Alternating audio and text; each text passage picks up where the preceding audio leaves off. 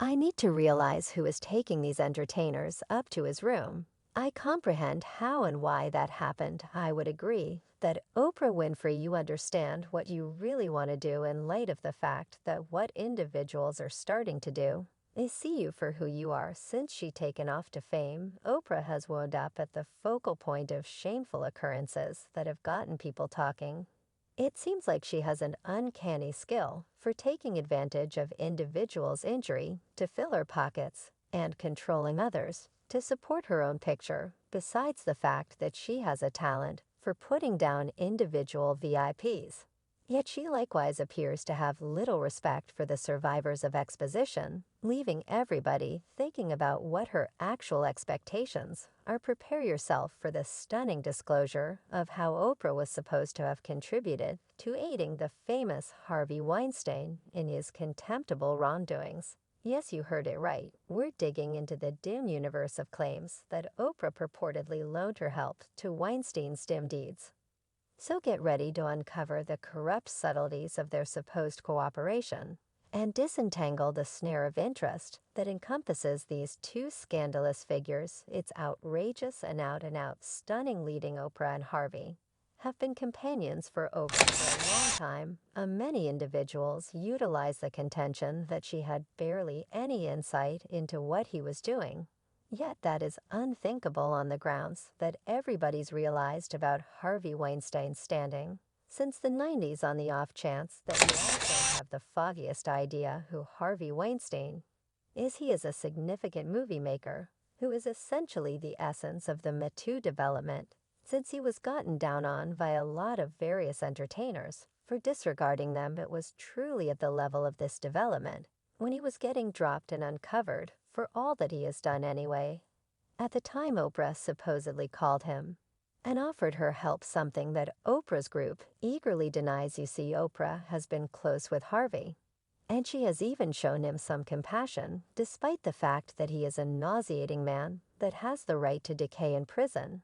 Yet it's difficult to comprehend the reason why Oprah needed to be dearest companions with somebody like Harvey Weinstein. They had an exceptionally warm fellowship, and there are photographs to show exactly the way in which profound their kinship ran. Certain individuals truly accept that Oprah persuaded a few entertainers to connect with Harvey Weinstein. Truth be told, Rose McGowan tweeted out, "I'm happy more individuals are seeing the cold, hard reality of Oprah.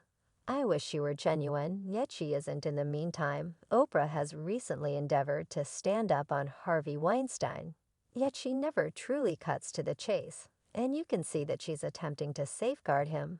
I imagine that this is I'm continuously attempting to search for the rainbow in the tough situation. The whatever is the bright side.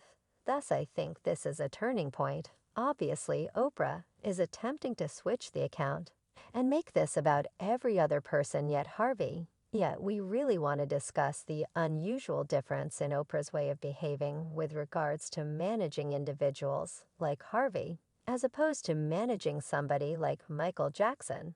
In mid-2019, there was a narrative made about Harvey Weinstein named Unapproachable. It debuted at Sundance, yet it didn't get a ton of media consideration.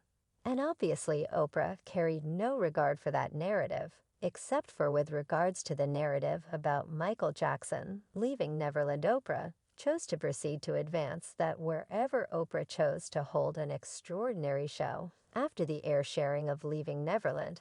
This choice brought up issues about her inspirations and the selectivity of her activities. She welcomed some of Michael Jackson's supposed casualties to share their accounts on her show, yet observably excluded any designs to welcome Harvey Weinstein's casualties to examine their encounters. This disparity caused a stir and welcomed hypothesis about Oprah's apparently defensive position towards her companion, Harvey Weinstein.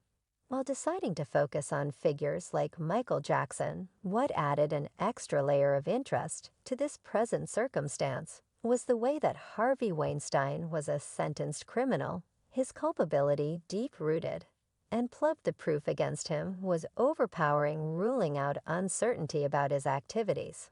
So, for what reason did Oprah apparently try not to consider him responsible on her foundation, the shortfall of any endeavors to reveal insight into his story or give a stage to his casualties was confusing and made the way for allegations of particular equity?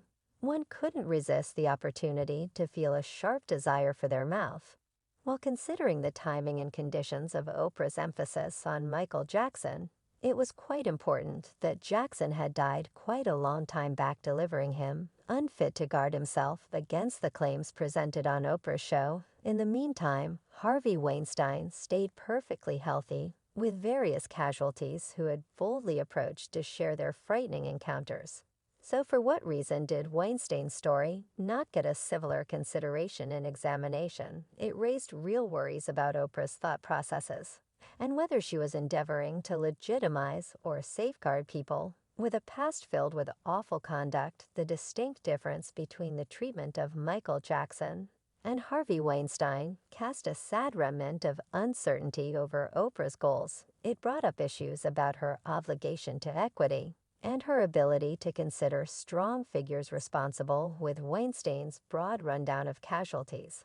At his criminal conviction, one would have anticipated that he should be at the front of conversations encompassing maltreatment and wrongdoing, yet Oprah's evident quiet on this matter left space for hypothesis and welcome distrust about her actual goals. In the midst of the whirling debate encompassing Oprah Winfrey's relationship with infamous figures like Harvey Weinstein and Jeffrey Epstein, the web-based circle detonated with shock. The allegations, evened out against the eminent television character, arrived at a crescendo, with some going similarly as blaming her for coordinating an evil sex-stealing ring. Such stunning claims against Oprah constrained her into a corner, convincing her to address the widespread bits of gossip that had spiraled crazy. "Just got a call that my name is moving," Winfrey composed on Twitter, adding, "and being savage for some dreadful phony thing. It's false, haven't been struck or captured, simply disinfecting and self-separating with the remainder of the world. Stay safe, everyone," as though that is insufficient. Oprah as of late ended up entangled in discussion over a re-emerged cut from a 2004 episode of The Oprah Winfrey Show. The episode highlighted a fragment with teen superstars Mary-Kate and Ashley Olsen, where Oprah's line of addressing drifted into a delicate area. During the meeting, reports were coursing that the then 17-year-old Mary-Kate Olsen was engaging a dietary problem, adding a layer of delicacy to the discussion. Detecting the valuable chance to address these theories head-on, Oprah suggested a conversation starter that left the sisters apparently awkward. She asked, "What size are you?" by the manner in which asking about their dress size, Ashley Olsen at any point created answered with a deliberate tone featuring the investigation they face. As well-known individuals, she recognized the certainty of individuals composing what they need no matter what reality anyway. Before she could complete her reaction, Oprah interfered with her, pushing for an explicit reply to her size-related question. The uneasiness in the room was unmistakable, and the twins Mary-Kate and Ashley wound up on the spot, uncertain how to explore this surprising line of request. Ashley, shocked, answered with a stupefied size, the twins endeavoring to minimize